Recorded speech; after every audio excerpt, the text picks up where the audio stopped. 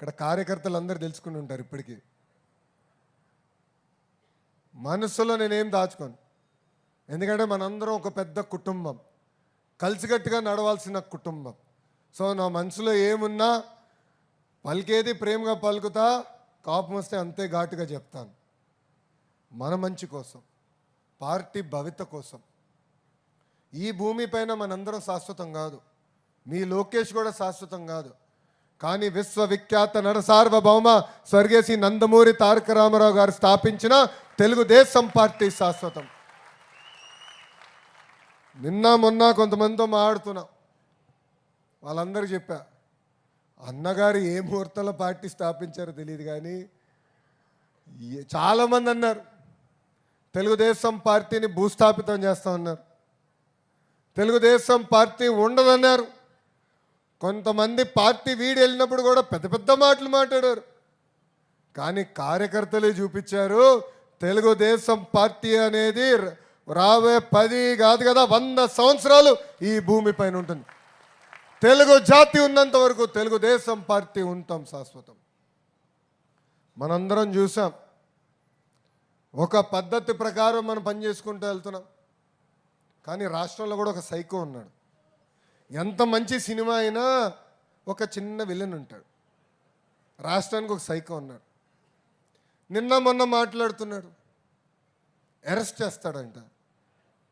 అరే 53 రోజుల్లో నువ్వు మా నాయకుడిని అరెస్ట్ చేసి ఇదే రాజమండ్రి జైల్లో బంధించి ఏం పీకావయ్యా, ఏం పీకావు? నువ్వు అరెస్ట్ చేస్తే మేము భయపడాలా? అరే ఇట్లా నీ ముందర చాలామంది పెద్ద పెద్ద మాటలు మాట్లాడారు. వాళ్ళందరి పరిస్థితి ఏమైందని ఒక్కసారి ఆ సైకోని ఆలోచించమని నేను అంటున్నా. అంతేగాని ఈ మధ్యన చూస్తున్నా రప్పరప్ప అంటే ఏంటి రప్పరప్ప, 2 రప్పరప్ప మేము మిగుతాం. ఎర్ర బుక్లో 3 పేజీలనే, ఇంకొన్నాయి చాలా పేజీలు. ఎవరికి ఎప్పుడు ముహూర్తం పెట్టాలో నాకు తెలుసురా భయ్. ఎందుకో ఆవేశం, ఎగిరెగిరి వస్తున్నారు. ఏం కంగారు లేదు. చట్టాన్ని కానీ మీరు ఉల్లంఘిస్తే నేను ఎవరిని వదిలిపెట్టాను, ఈ కూటమి ప్రభుత్వం వదిలిపెట్టారు ఎవరైనా. That is the power of red book. అందుకే నేను రాసుకున్నా, అందుకే నేను పెట్టుకున్నా. నేను ఎవరిని వదిలిపెట్టాను. ఇక్కడున్న కార్యకర్తలందరం మనం చేయాల్సిన పనులు మనం చేయాలి, అది మనం మర్చిపోకూడదు. లోకేష్కి ఏముంది, బాబు గారు చెప్తే పని అయిపోతుందని. కానీ తెలుగుదేశం పార్టీలో సంస్కరణలు తీసుకొచ్చి నేను పోరాడా. నేను అనేక సార్లు చెప్పా, సైకోతో నేను ఎంత పోరాడానో 3 రెట్లు ఎక్కువ తెలుగుదేశం పార్టీలో నేను పోరాడా. ఒక పార్లమెంట్ పార్టీ వ్యవస్థ తీసుకొచ్చేదానికి పోరాడా. అందరూ పాలిట్ బ్యూరోలో ఉన్న పెద్దవారందరూ అన్నారు, అన్న ఎన్టీఆర్ గారు ఏకంగా జిల్లా పార్టీ అధ్యక్షులు పెట్టారు కదా, ఇది మార్చితే కరెక్ట్ కాదు కదా అన్నారు. నేను కాలం మారింది, రాజకీయంగా అవసరాలు మారినాయి. మారిన కాలానికి మనం కూడా మారాలని కోరా. 2 సంవత్సరాలు పట్టింది నాకు, కానీ వదిలిపెట్టలా. నేను అనుకున్న అన్నీ అవ్వవు. ఈరోజు కూడా బాబు గారితో నేను పోరాడతా. కానీ బాబు గారు ఒక్కసారి నిర్ణయం తీసుకుంటే తల వంచి ఆ నిర్ణయాన్ని అమలు చేసే వ్యక్తి మీ లోకేష్.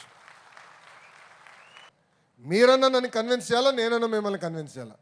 రెండిట్లో ఏదో అవ్వాలి తప్ప అలుగుతే మటుకు నేను ఎవరిని వదిలిపెట్టానండి. అలుగుతే మన పార్టీ నష్టపోతుంది, మన రాష్ట్రం నష్టపోతుంది.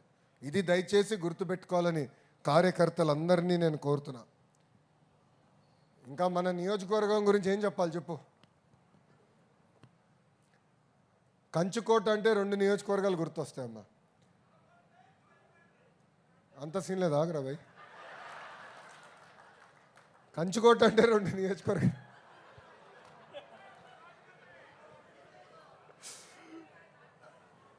అయ్యా నాకు మా మామగారు చిచ్చు పెట్టేటట్టున్నా స్వామి. నేను ఎక్కడున్నాడు ఆ మహానుభావుడు, ఎవడు చెప్పాడు?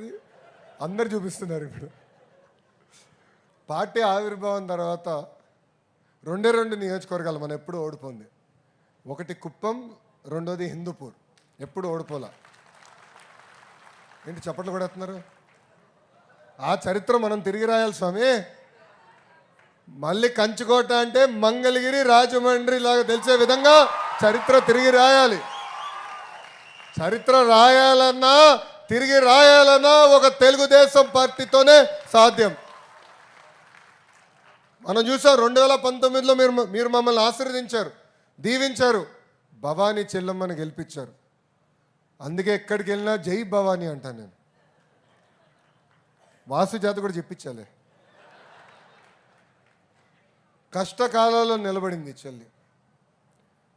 శాసనసభ సాక్షిగా మా తల్లిని ఎట్లయితే అవమానించారో భవానీ గారిని కూడా అవమానించారు.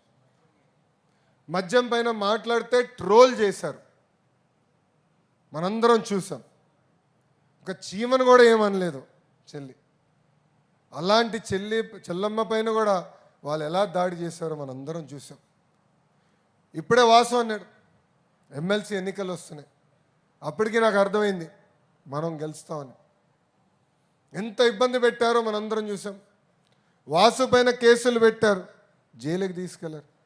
ఇక్కడ అప్పారావు గారి పైన కేసులు పెట్టారు, వాసు గారి తల్లి పైన కేసులు పెట్టారు. చివరికి వాసు చెప్పినట్లు వాళ్ళ కొడుకు ఇంట్లో ఉంటే పోలీసుల్ని పంపించి అన్ని రకాలుగా ఇబ్బంది పెట్టాలని ప్రయత్నించారు. కానీ జై తెలుగుదేశం అన్న నినాదానికి కట్టుబడి ఉంది ఆదిరెడ్డి కుటుంబం అని సభాముఖం తెలియజేస్తుంది. 5 సంవత్సరాలు మమ్మల్ని ఎక్కడ ఇబ్బంది పెట్టాల. ఒకటే చెప్పాడు, అన్న 2024లో మళ్ళీ మాకు అవకాశం ఇస్తావు కదా అని. నేను అప్పుడు ఒకటే మాట అనేవాడిని, జై భవానీ అనేవాడిని.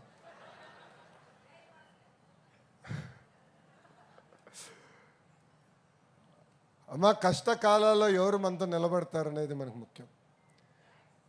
అధికారంలో ఉన్నప్పుడు కప్పలాగా కొంతమంది వస్తారు, అంటే నీళ్ళు ఎక్కడుంటే అక్కడ కప్పలు ఉంటాయి. నేను మర్చిపోను, నేను వదిలిపెట్టాను. ఇప్పుడు అధికారంలోకి వచ్చిన తర్వాత మేము పార్టీలోకి వస్తామంటే అవసరం లేదబ్బా. మా తలుపులు ఒకవైపే తిరుగుతాయి, బయటికే. లోపలికి ఎవడు వచ్చేదాకలా నాయకులను తయారు చేసే శక్తి తెలుగుదేశం పార్టీకి ఉంది. అందుకే పార్టీలో కొన్ని సంస్కరణలు తీసుకొస్తున్నాయి. ఇంకా అనుబంధ విభాగాల అధ్యక్షులు కానీ అధ్యక్షురాలు కానీ కంపల్సరీ ఒక పార్లమెంట్ పార్టీ అధ్యక్షుడిగా కానీ లేదంటే స్టేట్ కమిటీ ప్రధాన కార్యదర్శి ఉపాధ్యక్షుడిగానే పనిచేసి ఉండాలని, పార్టీ మూలాల్ని బలోపేతం చేయాలని నా లక్ష్యం. ఇప్పుడే సుజయ్ గారు చెప్పినట్లు వారానికి ఒక రోజు నేను పార్టీ హౌస్కి వెళ్తున్నా. నేను ఒకరోజు గౌరవ ముఖ్యమంత్రి చంద్రబాబు నాయుడు గారు ఒకరోజు వెళ్తున్నాం. ఎందుకంటే మీకు అందుబాటులో ఉండేదానికి, మీ సమస్యలు తెలిసేదానికి, పార్టీని ఇంకా పటిష్టంగా గ్రామ స్థాయి నుంచి కాదు కదా బూత్ స్థాయి నుంచి ఎట్లా బలోపేతం చేయాలనేది అది మా లక్ష్యం, మా ఆలోచన. అందుకే ఒక కొత్త కార్యక్రమం ఇచ్చాం. కొన్ని బూతులున్నాయి ఎప్పుడు గెలవని బూతులు, అక్కడ కంపల్సరీ మనం ఎవరైతే పదవులు ఇచ్చామో వాళ్ళందరూ తిరగాలి, కూర్చోవాలి, ఒక కార్యక్రమం పెట్టాలి. ఒక్కొక్క బూత్ మనం వర్క్ చేయాలి.